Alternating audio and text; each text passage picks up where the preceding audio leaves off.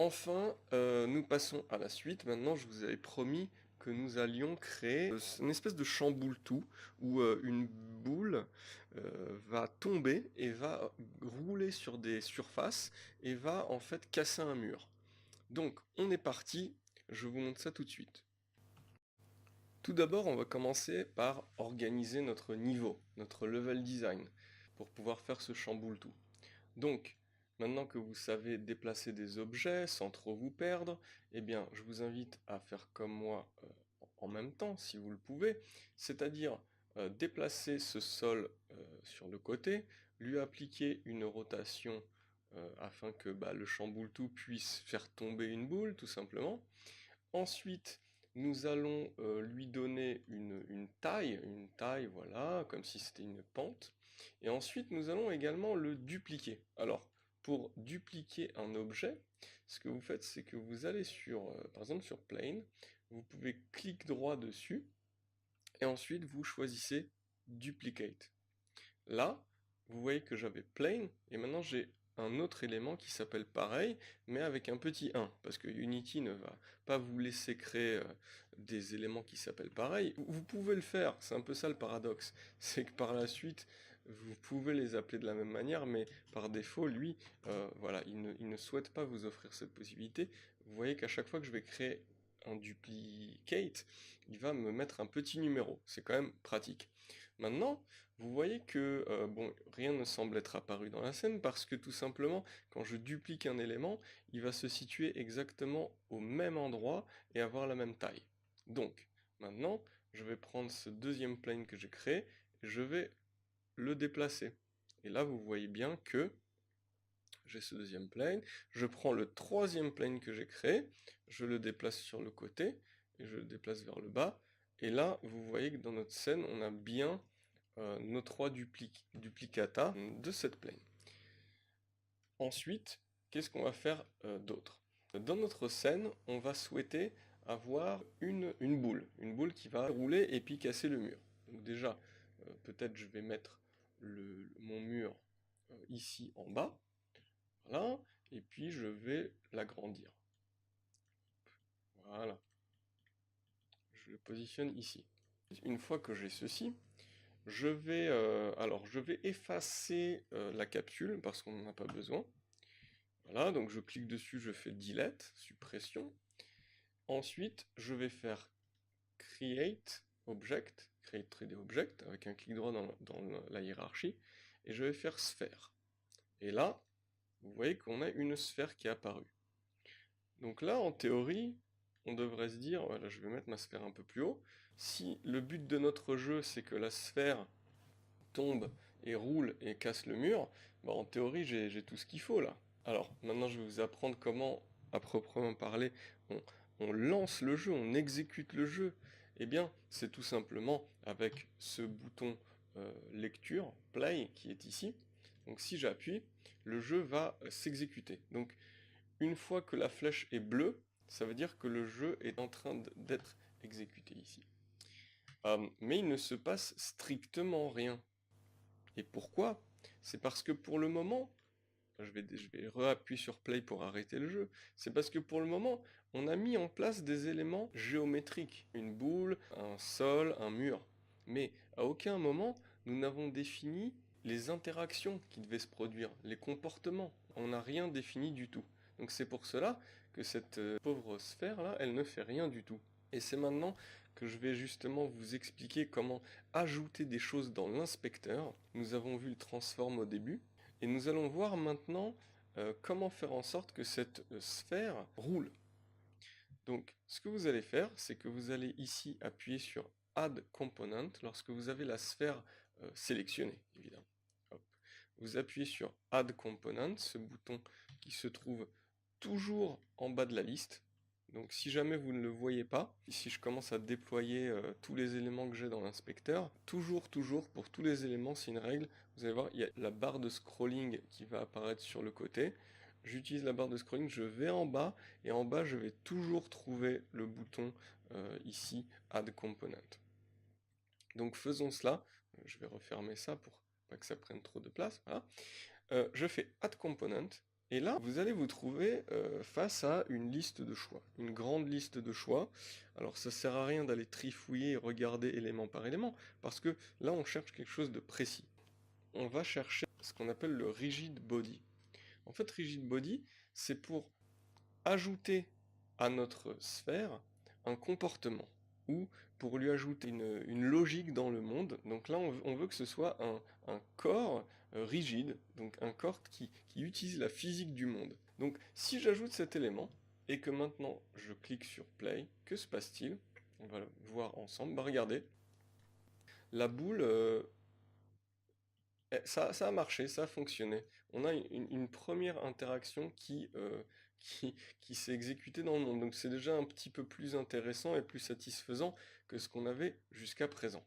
On remarque par contre que notre mur qui est en bas et que nous sommes censés casser, eh bien qu'est-ce qu'il fait pour le moment? Comme vous le voyez dans la scène, juste il bloque la boule. Donc c'est pas vraiment l'objectif que l'on avait. Ce qu'on va devoir faire, pour le moment, nous n'avons pas dit à ce mur le comportement qu'il devait avoir. Donc il a vraiment le comportement par défaut, c'est-à-dire que quoi qu'il se passe, il va pas bouger.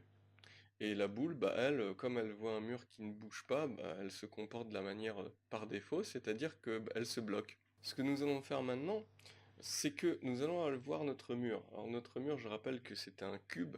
Donc au passage, je vais vous dire que vous pouvez faire un clic droit sur les éléments et faire rename pour changer leur nom. Donc par exemple, on va appeler ça mur. Voilà, entrée. Aussi pour renommer, vous pouvez appuyer sur l'objet et taper sur F2. C'est pareil. Voilà, mur. Mur 1. Donc maintenant, on va sur ce mur. Et ce qu'on va faire, c'est que le mur, lui aussi, on va lui ajouter, pareil, rigid body. Regardons maintenant ce qui se passe. Je fais play. Et là, à votre avis, qu'est-ce qui va se passer? C'est un petit quiz. Eh bien, notre mur là, qu'est-ce qu'il a fait? Vous voyez que comme il a reçu des propriétés identiques, je vais le mettre un peu plus haut, à la boule, eh bien, en fait, il va pas se comporter d'une manière différente de la boule. Il va faire exactement pareil. Regardez, il tombe. Et ça, c'est stupide parce que nous, ce qu'on voulait, c'est on voulait que ce soit la boule qui chamboule le mur. Pour l'instant, la boule et le mur, c'est deux choses presque identiques, hormis la forme. Maintenant, on va aller sur le mur et dans les propriétés justement de, du, du rigid body, eh bien, vous voyez ici qu'il y a une rubrique qui s'appelle Use Gravity. Donc, si je décoche ceci, ce qui va se passer, c'est que, regardez, j'appuie sur Play, notre mur, eh ben, il va pas bouger du tout. Il n'est pas affecté par la gravité. Par contre, quand la boule le percute, eh bien là, lui, il est parti. Hein. C'est comme si on était dans l'espace, hein, sans gravité. Mais on a notre objectif qui est rempli, puisque la boule, en effet, casse en quelque sorte le mur. Donc vous avez ce premier effet-là. Donc ça vous donne un peu un premier sentiment là voilà, de création de jeu, parce que ça pourrait être ça l'objectif. Ça pourrait être, le jeu pourrait être le suivant. On a cette boule, et un joueur doit positionner la boule à l'endroit où il le souhaite. Peut-être que sur sa route, il y a des trous. Donc regardez par exemple, si j'ai ces deux planes qui sont comme ceci et comme ceci, et que j'ai encore une autre plane qui est plus haut. Là, je vous invite un peu en parallèle à créer vous aussi votre level. Et que j'ai cette boule qui est donc ici par exemple, hop, au-dessus. Eh bien peut-être que une première idée de jeu ultra simple comme un premier prototype, ça pourrait être le joueur peut choisir l'endroit où il souhaite positionner la boule, et ensuite il clique sur un bouton, et à partir de là, la boule se met en route, et regardez, et si elle tombe du niveau, et qu'on détecte que la boule est partie vraiment trop loin, là elle va tomber à l'infini évidemment, mais il faudrait le détecter, à ce moment-là on affiche Game Over, fin du niveau, et rejouer. Par contre, si le joueur a positionné de manière correcte cette boule, et qu'elle dévale en effet les différentes pentes, et qu'elle arrive jusqu'au bout, et qu'elle casse le mur, à ce moment-là, on afficherait félicitations, niveau réussi. Au passage, une petite remarque et aussi un piège à éviter. Je ne l'ai pas mentionné précédemment, mais vous pouvez vous retrouver dans une situation où si jamais votre mur est positionné trop près de la surface, eh bien regardez, si j'appuie sur Play, qu'est-ce qui va se passer? En fait, avant même que la boule n'arrive vers le mur, puisqu'il n'a pas de gravité, il se barre, il vole tout seul. Donc ça, c'est lié à quoi? C'est lié au fait que si jamais, et là, faut être très précis, hein, c'est que si jamais votre mur rentre ne serait-ce que de quelques pixels à l'intérieur du sol, de la plane, et bien par défaut, quand on va faire play, il va considérer qu'il y a une collision, vous voyez, et il va considérer que le sol frappe en quelque sorte le mur et donc l'éjecte. Hein. On pourra lutter avec ça par la suite, mais pour l'instant, dans ce premier tutoriel, pour vraiment réaliser ce qu'on s'était mis en tête de faire, et bien voilà, vous zoomez et vous vous assurez que le mur est à une distance correcte du sol et que lorsque vous faites play, et bien tant que la boule n'est pas arrivée vers le mur, il ne se passe rien. Maintenant, on a notre fonctionnalité principale. On va terminer cette petite réalisation avec l'aspect un peu plus esthétique. Et c'est vraiment une logique, surtout quand on débute, que je vous invite à suivre, c'est ne vous concentrez pas en premier sur le fait de rendre votre monde beau, magnifique, avec des ombres, avec des reflets. Non, concentrez-vous sur la mécanique de jeu, parce que par la suite, si je rends ces éléments très beaux et qu'ensuite je change la taille ou l'objet, etc., j'aurais passé du temps pour rien. Donc maintenant qu'on a notre interaction, on va un petit peu polish tout ça. Ce qu'on va faire, c'est que déjà la caméra, vous voyez que de ce côté, elle montre pas quelque chose de super intéressant. Je vais donner un côté un peu plus spectaculaire peut-être au jeu, en mettant la caméra, là vous faites votre choix, hein, mais moi j'avais envie de mettre la caméra comme ceci. Hein, je contrôle toujours dans ma vue game. Je veux qu'elle montre à peu près, voilà, la pente, voilà, en vue un petit peu, pas troisième personne, mais disons, voilà, elle me montre là où la boule va rouler. Donc ça, c'est une première chose. Ensuite, la deuxième chose, c'est que ça manque quand même un peu de couleur, tout ça. Hein. Je veux dire, c'est des éléments tout blancs. J'aimerais bien que ma boule soit d'une couleur différente des sols et puis du mur. Qu'est-ce qu'on va faire? Il faut vraiment procéder dans l'ordre. Vous allez encore une fois devoir aller le, dans l'inspecteur. Donc, je clique sur ma sphère, je double-clique dessus, et je retourne de nouveau dans l'inspecteur. Maintenant, vous connaissez l'élément transform, vous connaissez l'élément rigid body. Mais maintenant, on va s'intéresser plus particulièrement à ces deux éléments. Je vais faire un zoom pour que vous voyez mieux. En fait, des éléments qui correspondent à cette sorte de petites icônes bleues avec des petits quadrillages. Voilà. En fait, c'est le mesh filter, le mesh, et ensuite le mesh renderer. Donc, qu'est-ce que c'est que ça? Je vais devoir faire un petit écart et pour qu'on revienne ensuite dans le chemin, voilà, pour impacter notre sphère. Le premier élément ici, ce sphère mesh filter, c'est ce qui va définir à quoi ressemble notre élément 3D, mais à quoi il ressemble dans sa géométrie. Donc par exemple, si je clique sur le petit... attendez, petite erreur. Je reclique sur ma sphère. Si jamais ça vous arrive, vous recliquez sur sphère et pas de problème, l'inspecteur se réinitialise. Je vais cliquer ici sur le petit œil, une sorte de petit rond avec un point dedans, parce que je veux changer de quoi est constituée ma boule. Donc là, vous voyez que dans mon projet, on m'offre d'autres choix. Ça peut être un cylindre, une capsule, un cube. Voilà. Donc ça, il n'y a pas de problème. Je peux très bien, dans l'inspecteur de la boule, dire que c'est un cube. Alors, si je fais lecture, qu'est-ce qui va se passer? En fait, regardez, ça se comporte comme une boule, sauf que ça a l'aspect d'un cube. Donc ça ne fait pas vraiment sens, en fait. Pire encore, si par exemple je lui donnais l'aspect d'un cylindre et que je faisais lecture, bah là vous voyez que ça se comporte comme une boule, mais en fait ça a l'aspect d'un cylindre. Donc vraiment ça il faut qu'on distingue, il faut que vous compreniez que voilà, dans Unity, il y a divers éléments séparés. Donc nous, ce qu'on cherche à faire, c'est changer les couleurs. Donc, ce qu'on va faire, c'est que je vais remettre sphère, hein, hop, ça c'est l'aspect géométrique. Et maintenant, on va s'intéresser au deuxième élément de l'inspecteur, ici, qui s'appelle le Mesh Renderer. Et ça va être déjà bien plus intéressant parce que ça ne définit pas la forme, mais ça définit par contre la manière dont cette forme, une fois qu'on l'a choisie, comment elle est représentée dans le monde. Alors, dans ce Mesh Renderer, vous avez diverses choses. Pour l'instant, ne nous intéressons pas à l'éclairage, parce que l'éclairage en lui-même dans Unity, c'est aussi un gros sujet qu'on traitera par la suite. Par contre, vous pouvez voir un premier paramètre ici que vous pouvez setter, c'est le Receive Shadows. En fait, ça définit est-ce qu'un élément doit recevoir des ombres, et l'autre chose au-dessus qui est Cast Shadows, c'est pour dire est-ce qu'un élément, oui ou non, doit générer des ombres. Donc vous voyez que là, vous voyez ma sphère, elle génère une ombre sur le sol, mais si par contre je repasse ici dans Cast Shadows et je mets Off, bah, vous vous rendez compte que sur le sol il n'y a plus d'ombre. On, off.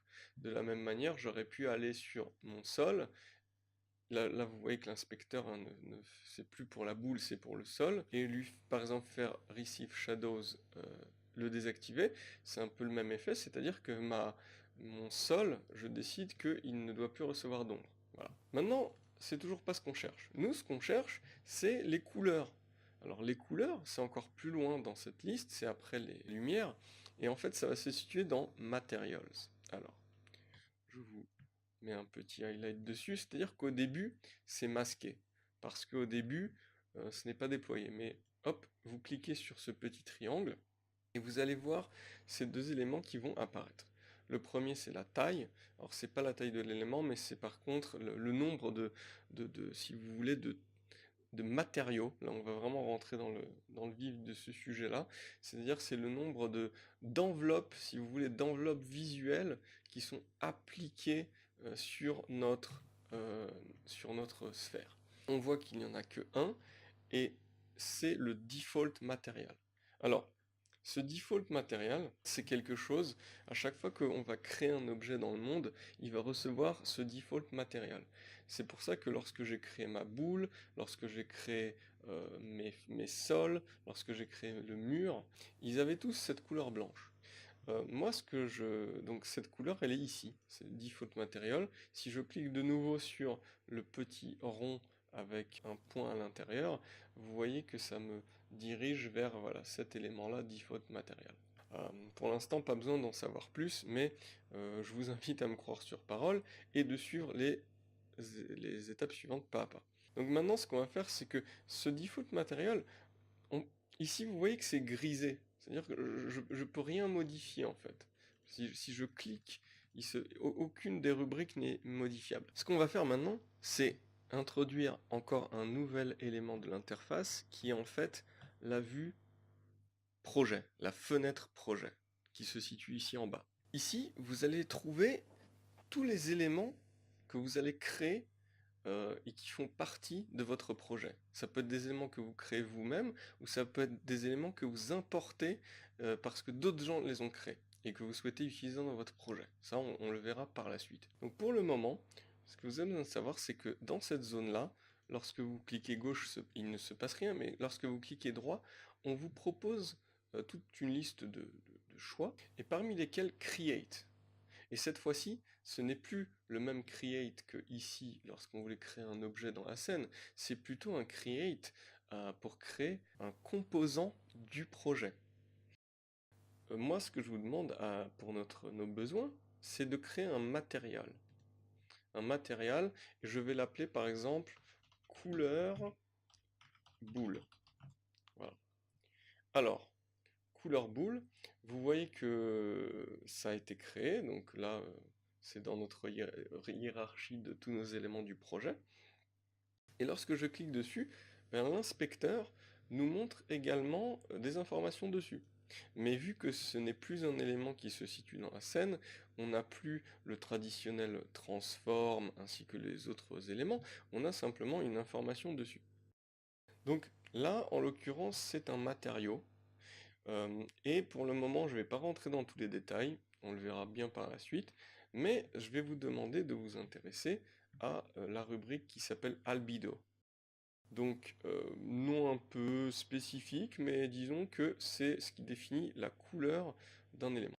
Donc maintenant, vous pouvez cliquer ici dans cette petite, comment dire, encadré blanc qui montre la couleur de ce matériau.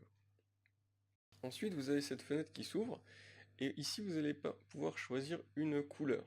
Alors par contre, attention, ici, vous avez la prévisualisation de la couleur que vous avez choisie. Par contre, quand je passe ici sur les couleurs, vous voyez que la couleur n'évolue pas. C'est parce qu'en fait, ici, je choisis la gradation, voilà, la tonalité de couleur, et dans le carré au milieu, je vais choisir l'intensité de la lumière qui tombe sur cette couleur en quelque sorte. Donc, si je veux rouge, je peux aller du rouge qui n'est pas éclairé du tout, en fait ça fait du noir, et je peux aller à du rouge totalement éclairé, surexposé même, et toute couleur surexposée à de la lumière évidemment, c'est du blanc. Et entre, j'ai toutes les possibilités du monde. Donc si je souhaite que ma boule soit bleue, eh bien hop, je vais choisir du bleu. Je ferme cette petite fenêtre et j'ai bel et bien maintenant, vous voyez ici, du bleu qui a été sélectionné. Ça m'est même confirmé ici en bas parce que j'ai une prévisualisation de la couleur qui est bleue. Par contre, ma boule, elle est toujours pas bleue. Alors, que faire pour ça? Vous avez la première manière un peu basique de faire, c'est que vous cliquez gauche sur la couleur, ici sur le matériau qui existe dans votre, toujours dans la fenêtre projet, et vous cliquez gauche, vous maintenez, et vous venez l'incorporer dans le monde. Par contre, et vous visez la boule. Par contre, vous voyez que entre temps, il se passe des choses bizarres. Il se passe le fait qu'on est passé sur le sol et on arrive sur la boule. Hop, je lâche et maintenant ma boule, elle a cette bonne couleur. Mais vous avez aussi une autre manière de faire. Donc je vais faire CTRL Z 2 fois pour annuler ce choix. Il y a une manière un petit peu moins risquée de faire. Ce que je vous conseille vraiment, c'est de cliquer tout d'abord sur l'élément que vous souhaitez modifier, donc par exemple la boule, soit dans la scène, soit directement dans la hiérarchie. Là, je clique sur sphère. Et ensuite, je me rends dans l'inspecteur et je vais me rendre sur justement cet élément Mesh Renderer. Et là, je vais retrouver le default material qu'on a regardé tout à l'heure. Ensuite, je vais aller dans ma fenêtre projet et je vais, avec un clic gauche, je vais déplacer mon matériau et regardez, je l'amène jusqu'à ici dans l'inspecteur de la boule et je lâche. Et vous voyez qu'en fait ma couleur boule est venue remplacer le default material, et ça s'est passé de manière beaucoup moins risquée, parce que il arrive que lorsque vous avez une scène un peu compliquée, que vous avez beaucoup d'éléments, que certains éléments sont en train d'en masquer d'autres, eh bien il arrive que vous déplaciez, surtout quand on débute, un matériau sur quelque chose que l'on ne souhaitait pas colorer dans cette couleur-là, et ça peut être frustrant. Donc moi je vous conseille vraiment de faire cette procédure comme ça de drag and drop. Il y a aussi encore une autre manière, c'est de cliquer encore une fois sur notre sphère, de nous rendre de nouveau ici, dans le Mesh Renderer de l'inspecteur, et en fait de cliquer sur le petit rond avec un point, le petit œil, on va appeler ça, hop, et ça va vous ouvrir cette interface que vous avez déjà vu tout à l'heure, sauf que là, à la nuance près, que, eh bien, il y a notre couleur boule qui est disponible, parce qu'en fait on l'a rajouté dans tous les éléments disponibles. Donc là il nous filtre, il nous montre toutes les choses qui pourraient aller sur notre boule, et plus précisément qui pourraient aller dans le composant Mesh Renderer de la boule, et bien on retrouve couleur boule. Voilà. Maintenant, je vous invite en guise d'exercice à faire la même avec les sols et le mur, à sélectionner votre propre couleur, et puis ensuite vous pouvez mettre justement la vidéo en pause, voir si vous y arrivez par vous-même, et ensuite me retrouver juste après. Ok, j'espère que vous y êtes arrivé par vous-même, puisque c'est ça le but aussi de ces tutoriaux, c'est d'être rapidement autonome. Maintenant je vais vous montrer la procédure. Eh bien, clic droit dans la fenêtre, Create, Material, de nouveau, je vais appeler ça par exemple Sol. Ensuite, je vais ici sur, justement dans les détails du matériau du sol. Je vais choisir une couleur par exemple vert, hein, comme si c'était, je sais pas, du gazon. Je ferme, je prends de façon drag and... Je vais sélectionner évidemment tout d'abord mon sol. Alors petit tips, vous pouvez sélectionner plusieurs sols en même temps. Donc ici, je vais cliquer sur le sol numéro 3. Ensuite, tout en maintenant CTRL, je vais cliquer sur le sol numéro 2. Je clique également sur le sol numéro 1. Et enfin, je clique sur le premier sol qu'on avait créé. Donc là, j'ai 4 sols qui sont sélectionnés. Mais vous remarquez que ça n'empêche en rien le fait d'avoir l'inspecteur. Donc là, ce qui se passe, c'est une petite nuance, c'est que l'inspecteur, il est en train, si vous voulez, de montrer de manière cumulée des informations de ces 4 éléments. Et ce qu'il est en train de me dire, c'est que, vous voyez, il ne peut pas donner une position concrète, hein, il ne peut pas dire en quel X, quel Y et Z ça se situe, puisqu'on a 4 éléments différents. Par contre, ce qui est intéressant, c'est que tous ces éléments-là, ils ont des caractéristiques communes. Tous ces éléments, ils ont ce mesh renderer. Et ils ont tous le défaut matériel.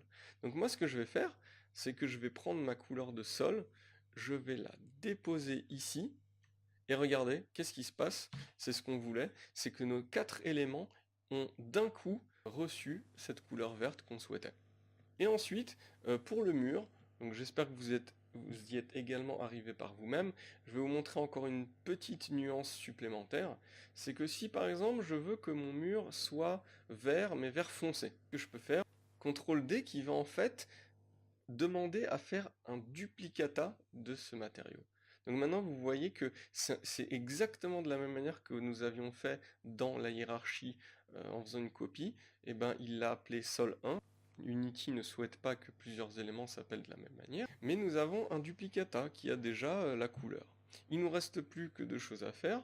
Je vais sélectionner cet élément, faire F2 pour le renommer, donc je vais appeler ça mur, et ensuite je vais aller dans l'inspecteur de mur, je vais choisir une couleur plus foncée, voilà, et ensuite l'amener ici dans le mesh renderer du mur, et voilà, on a nos divers éléments qui ont la couleur souhaitée. On va dire qu'on a complété la partie un peu plus visuelle de notre premier prototype, de notre premier embryon de jeu, et voilà, cela fonctionne. Je vais vous montrer pour conclure comment créer un exécutable. Vous faites File, Build Settings, et ensuite vous avez juste à vous préoccuper pour le moment de ce bouton Build. On y va, on appuie. Ici, il va vous demander dans quel dossier vous souhaitez créer l'exécutable. Alors, si vous ne choisissez rien et que vous appuyez sur Select Folder, vous avez une erreur, parce que il veut un dossier déjà existant. Donc, on va créer un nouveau dossier, qu'on va appeler par exemple exécutable. Et on clique sur ce dossier, on fait Select Folder, et là, eh bien, ça va mouliner, ça va passer un certain temps. Ne vous préoccupez pas, dans le fond, votre scène n'est plus visible pendant un moment. C'est parce que il faut qu'il prenne le temps de un petit peu tout packager dans un même dossier. Et une fois que c'est terminé, vous allez avoir une fenêtre qui va s'ouvrir et qui va vous montrer l'endroit où s'est créé l'exécutable. Donc, lorsque ça c'est fait, eh bien, dans Unity, vous pouvez fermer cette fenêtre. Et maintenant, eh bien, vous pouvez carrément en fait quitter Unity. Et vous avez justement cet exécutable. Donc regardez, si je clique deux fois, qu'est-ce qui se passe? Il m'offre tout d'abord cette fenêtre de configuration qui est très classique également pour Unity. On peut s'en débarrasser par la suite, mais en fait c'est une fenêtre voilà, qui permet de choisir dans quelle résolution on veut exécuter le jeu, et puis est-ce que ça doit être une fenêtre ou pas, donc allons-y, par exemple 800-600 fenêtres, on fait play, et là qu'est-ce qui se passe? Eh bien regardez, sous nos yeux on a pour la première fois notre réalisation qui apparaît et qui est exécuté, et vous avez possibilité justement de prendre ce dossier exécutable, et par exemple d'en faire un fichier zip et de l'envoyer voilà, à des amis, ou même vous pouvez mettre le lien de ce que vous avez réalisé en commentaire de cette vidéo pour un petit peu partager avec moi et avec les autres personnes qui suivent ce tutoriel votre réalisation ou à quoi ressemble votre niveau à ce stade. Voilà, j'espère que la vidéo vous a plu, j'espère que mes instructions étaient claires, que vous avez réussi à tout suivre du début à la fin, et dans les vidéos qui vont suivre, je vous invite à vous abonner pour les voir. Je vais aborder voilà, d'autres sujets, je vais montrer comment améliorer justement ce petit prototype pour le rendre beaucoup plus fonctionnel et pour qu'on puisse y jouer non pas dans la fenêtre de l'éditeur de Unity, mais qu'on puisse bel et bien y jouer comme un exécutable Windows. Allez, à plus, ciao ciao.